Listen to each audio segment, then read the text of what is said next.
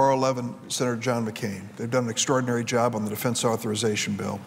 And I would say that by and large, this bill would not have engendered the controversy that brings us to the floor today, but for this provision, because it is a critically important provision which has drawn the attention, not just of those in the military community, which they of course would expect in a defense authorization bill, but also the attention of those in the intelligence community and the law enforcement community across the United States, as well as the President of the United States.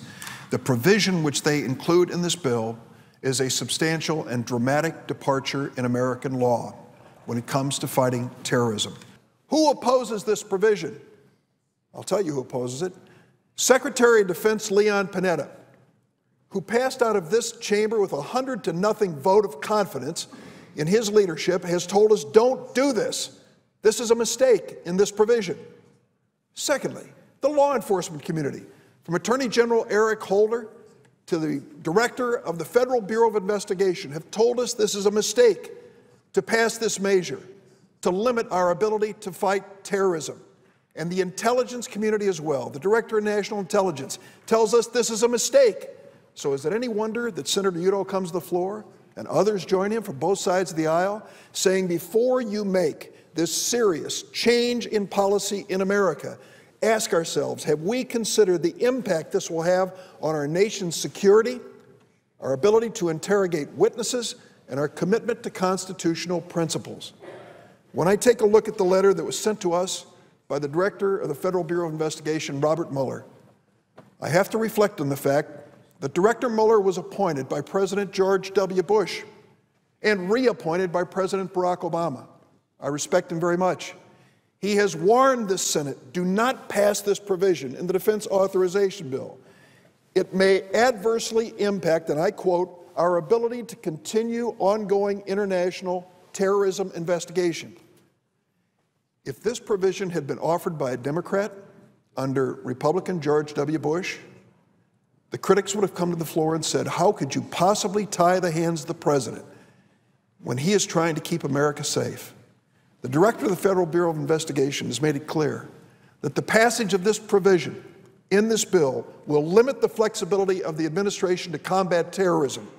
It'll create uncertainty for law enforcement, intelligence, and defense officials regarding how to handle suspected terrorists and raise serious constitutional concerns.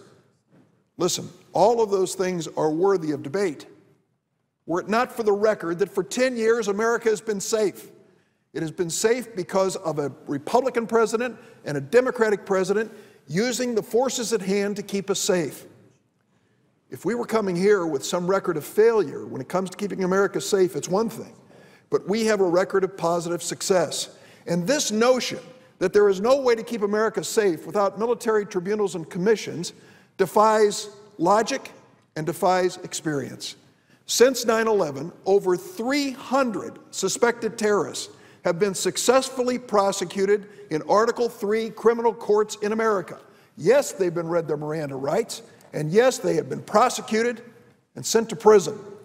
The most recent being the underwear bomber who pled guilty just weeks ago in the Article III criminal courts. During the same period of time, when it comes to military commissions and tribunals, how many alleged terrorists have been convicted? 6. The score, my friends, if you're paying attention, is 300 to 6. President Bush and President Obama used our Article III criminal courts effectively to keep America safe, and in those instances where they felt military tribunals could do it best, they turned to them with some success. And I might add to those who want to just change the law again when it comes to military tribunals. This is the third try. Twice we have tried to write the language on military tribunals and commissions.